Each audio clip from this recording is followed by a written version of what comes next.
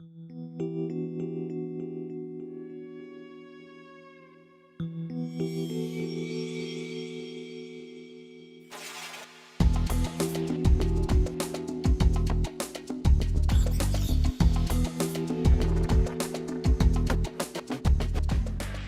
of prey are some of the most admired animals in the world. They're fast, powerful, and like this goshawk, can be wickedly efficient killers. But I found out today here at the National Birds of Prey Centre in Gloucestershire that some birds of prey are as docile as kittens. I talked to Jemima Parry-Jones, founder here, who is one of the world's leading experts on raptors.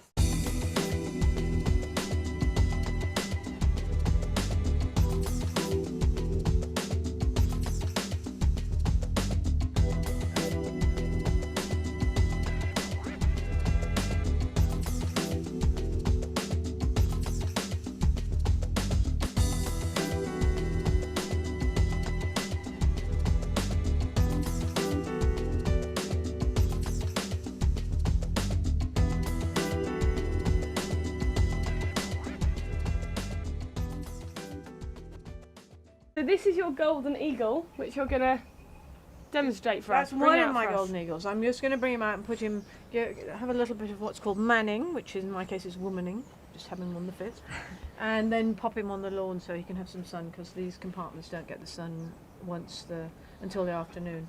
And he's a very nice, fairly small male golden eagle. I've got 5 golden eagles here.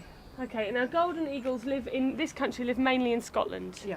The bulk or of exclusively in Scotland? There are 2 pairs, I believe, in the Lake District. They're not frightfully successful because there's not really enough food around for them to breed very well. But what do they eat? Well, they eat a tremendous amount of carrion, and they also eat a huge number of rabbits. A golden eagle will eat enough rabbits in a year for a farmer to have 11 extra sheep on his land. What a great statistic. Eagles, they're bright, they're very intelligent birds. Up!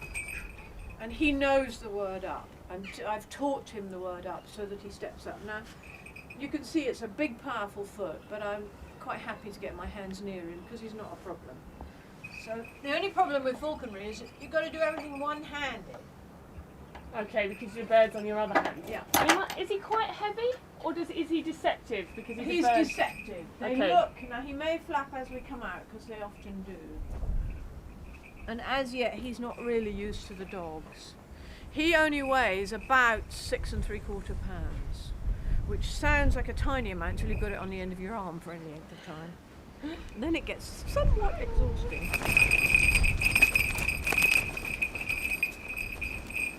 Could we sit up with that? Now, because I want to take him into the weighing room and weigh him, I'm going to pop his hood on. Okay. Now that keeps him quiet while I go through doors, which are always difficult for eagles. What do they do when they go through doors? Well, they just feel a little bit, until they get used to it, they feel a little bit threatened by going through small doorways. But by hooding him, you hoodwink, where the word comes from, the bird into thinking it's night time and it's fine.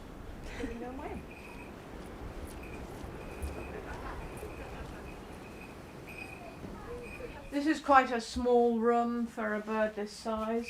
We could do with a bigger one, really. Now with a hooded bird, to weigh it, you've got to get it to step off backwards because it can't see. And we weigh the jesses and the swivel, but not the leash. And we weigh 6 pounds, 11 ounces. And what does weighing him tell you about him? It tells me that yesterday he weighed the same weight. So he's staying level at the moment. Stable. Yeah. Now actually what I need him to do is lose a bit of weight because he's a little bit fat. Is he? Yeah. And He's a bit fat?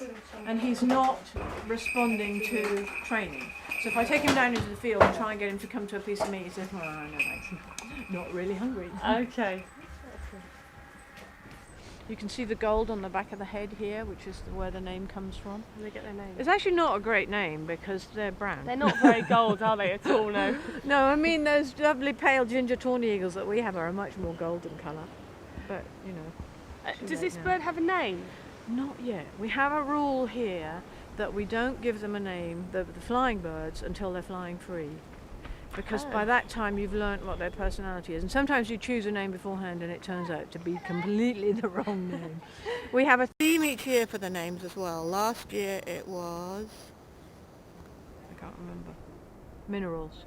Okay, but your dogs, your 5 dogs, My 5 dogs, 2 of whom are pregnant, have names they're always floral. based around flowers. Okay. Yeah. But the birds, So the theme nettle, changes. salix, aster, Arabis and lupin. and lupin.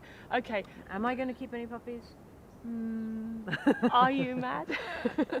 Well, you whether you're mad or not, Jemima, you have got a passion for raptors.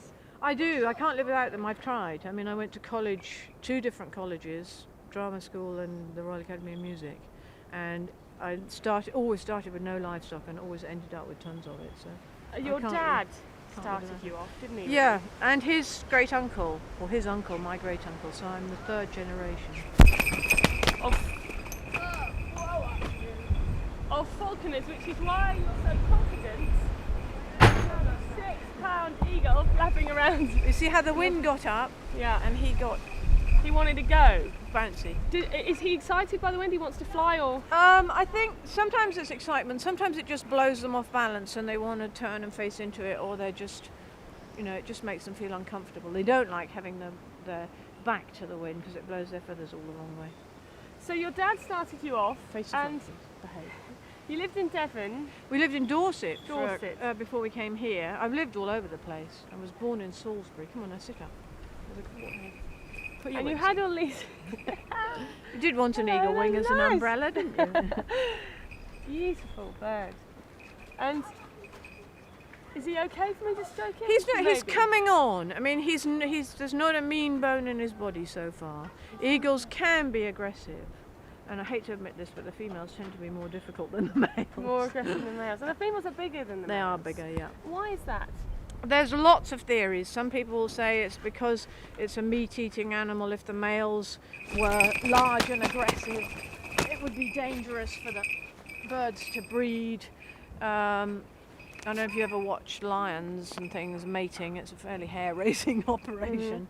But I don't think that really stands up because, of course, then it works the other way. The females are nasty. Some people say it's because the female spends most of her time with the babies and so she can protect them. But again, that doesn't really wash because lots of other females spend their whole time with their babies and they're not bigger. And are the females better at hunting at all? Or Different. But the reason is probably to do with hunting, in that if you've got different sizes of carnivores, they're not competing so much in the same territory because the male is catching smaller stuff and the female is catching larger stuff. I think it may well be something to do also with the rearing of the babies, because the male bringing smaller stuff to the nest early on means he's bringing higher protein with smaller bones, which is actually better for the babies. Okay, so it might be something quite subtle. And you moved here in 1967 from Dorset. Yeah. And you set up the Falconry Centre. Yeah. And from that, this became the National Birds of Prey Centre. Yeah, it had another name in the middle. It was called the Birds of Prey Falconry and Conservation Centre, which is a real mouthful. Long-winded. So you're the National Birds of Prey Centre. Yeah. And you've bred 60 species here. Yep, we have indeed. And so all these kind of subtle things like the female, the male being smaller and bringing different type of food with different protein, those are the kinds of things that you're finding out about by doing that breeding. You learn about it, and I mean, because we work with the scientific fraternity as well, we do studies here with students. We did a really nice study last year because they couldn't get on the land because of foot and mouth, and there was a guy doing a study on red kites, and he brought food for our red kites to see which part of a rat a red kite ate first, so that we knew how susceptible they would be to rodenticides. Unfortunately, the red kites go straight for the liver, which means that they are the most susceptible. That's where they thing. would concentrate pesticides. Exactly. In But a you rat. know, at least it told us that, and it's looking like in the wild they do the same thing. So it means that as a bird that would be susceptible to secondary poisoning, a red kite is top of the list because it likes to eat the best bits for secondary poisoning. And those are sort of studies that we can do with a collection of birds like this, which are non-invasive, don't hurt the bird, just mean Manning's fairly exhausting, as you can Now see. that doesn't hurt the bird either, because I mean I've seen you do that a couple of times today, so I'm not. But it might be a bit shocking when he falls off like that. It's called baiting. Okay, it's got a whole language, falconry. Yeah. They have, what people don't understand about birds of prey is this thing has legs that are phenomenally powerful.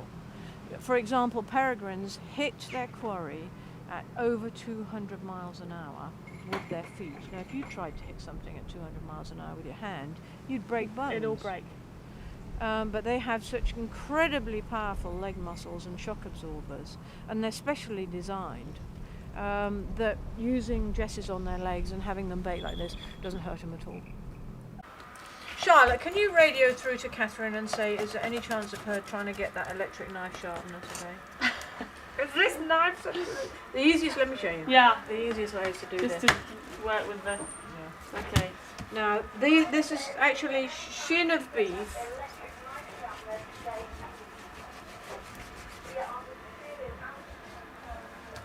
So this is a bit tougher. It's got some gristle in it, and we're going to tie that to the lure and swing it around at a high rate of knots.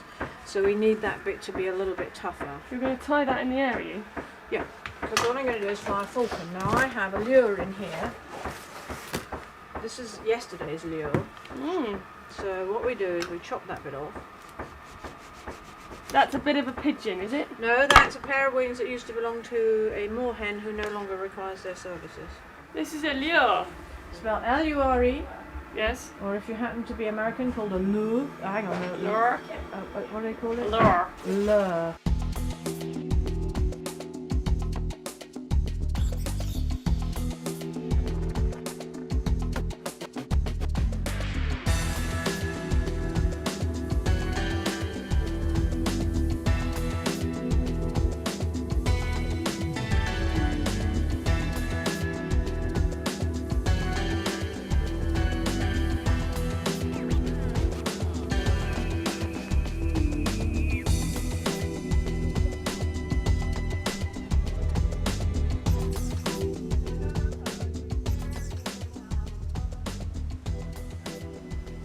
Mine was flying the peregrine, and he flew over here. She was saying how he was flying close to the ground to keep out of the wind. And he flew over here and hit a tree. So now he's actually rescued it. He's come back to her.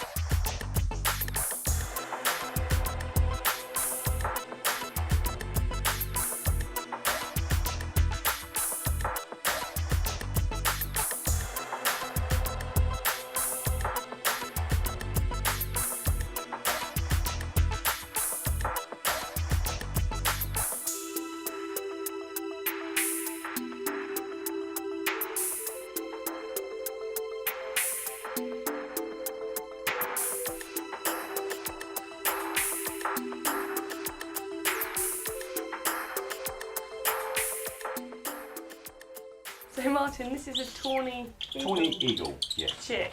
Chick.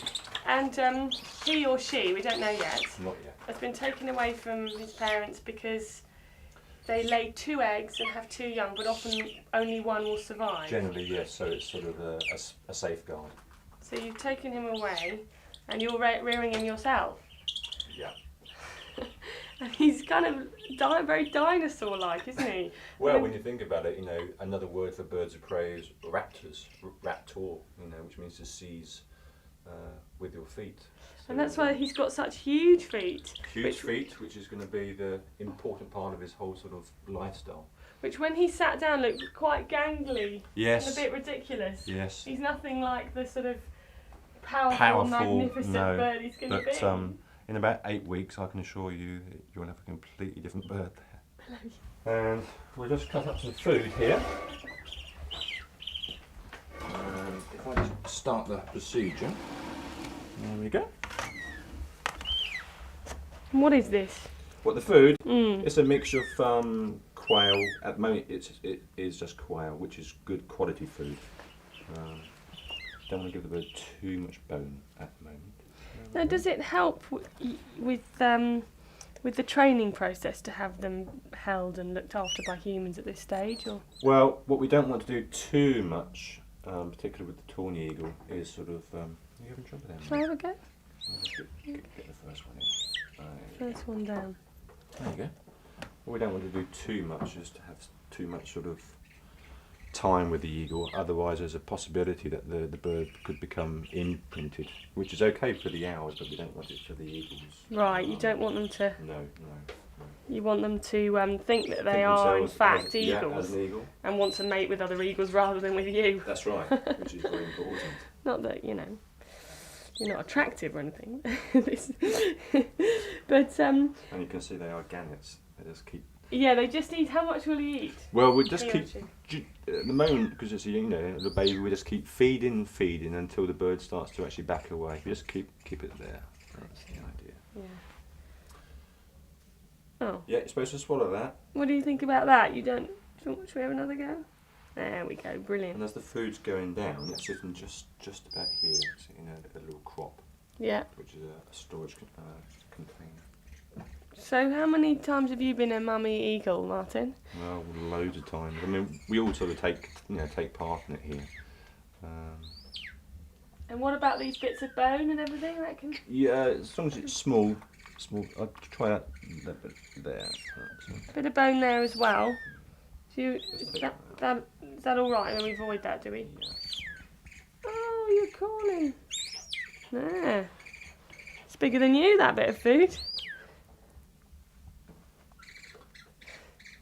And all we're trying to do really is just do exactly what Mum and Dad would do. They'd be at the actual nest site. Dad would go out and find the food. He'd come back, and then Mum would just break it up and just feed the extra baby. And this bird will go back to be with some parents, not necessarily his own parents. Oh no, not his own parents, but yes, it will be brought up either by his own parents or foster parents. And how do you persuade birds to take on a baby that's not their own? Do they just react to them? Yes, in the same way. I mean, as long as you sort of put birds of prey, that obviously with all birds of prey they're sort of split into different family groups, and as long as you can swap birds around as long as you're in that sort of family group. Right. But they won't say, hey, hang on a minute, this isn't my baby. Generally not. No. They just react. Just sort of watch them for the first few days, and then say we've got some foster parents here, tawny eagles that have sort of fostered African fish eagles. And they just go for it. Yeah. Well, it's a great pleasure being your mummy. You're very appreciative, aren't you? We're getting a bit full, aren't we? Are you full? I'm not surprised. Look at that crop. This is the bulging. Yep, that's where the food. It's just a storage container. And it will gradually digest. Yeah, and all the goodness will go around the body, and then what they can't digest, such as small bone, fur, and feather. Then they produce this pellet. The pellet comes back up. Straight up. And you can see the beginnings, we were saying, those huge feet. Huge feet. Yeah. That are going to eventually be so lethal. Exactly. But now they're just a bit. That's what makes a true bird of prey. I mean, other birds are meat eaters. But what makes a true bird of prey is using its talons. To catch things.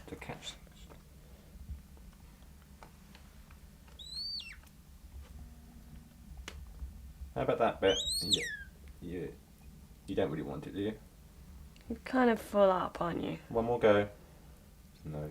See how it just begins to look back off now. So yeah, nibbling a bit, but not really going for it. Just clean the beak. And yeah, please do. Come on, I'll try and lift you gently because you've got a full tummy or a full crop. Back in here. Yeah.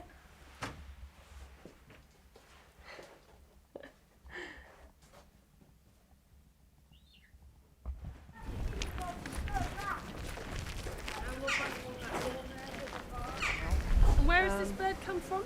Come from Devon. What? Why?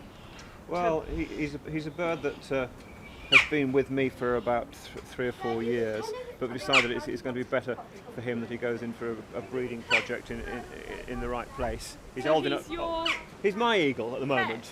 Right. Sort of, yeah, I suppose. Okay, but you're letting go of him today. Well, he's met the right girl, you know, and it's Met a girl and he's got to go. time he left home. Fly the nest. Yeah. And how do you feel? Well, actually, in a way, obviously, I'm very attached to him. So, you know, it's like your own child leaving in a way. But on the other hand, I know that he's going to the best home he could go to. So, you know, that's what he's got. That's what I'm delighted for that. It's better for him. Yeah. So Jemima, this bird has become a pet.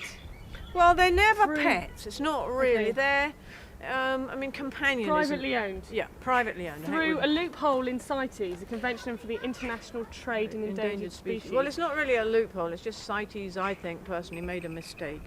They downlisted a lot of birds of prey from Annex C to Annex B, which meant that they opened a door and a lot have been imported from all over the place where I don't think they should have been. So birds are coming in and now you love this bird, but you've done the right thing. You've brought it here to be put into a breeding programme. How did you come to get him in the first place?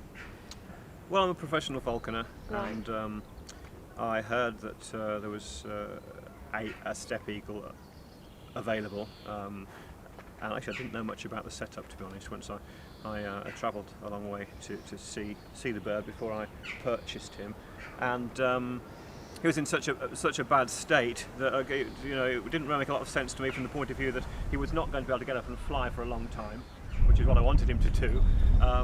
But I took him, and he gradually has recovered. It's a mercy mission as well, so it's very difficult for people to know, isn't it, what's right and what's wrong when they're trying to, they're interested in this very beautiful sport of falconry, and they want to get involved. How do they know?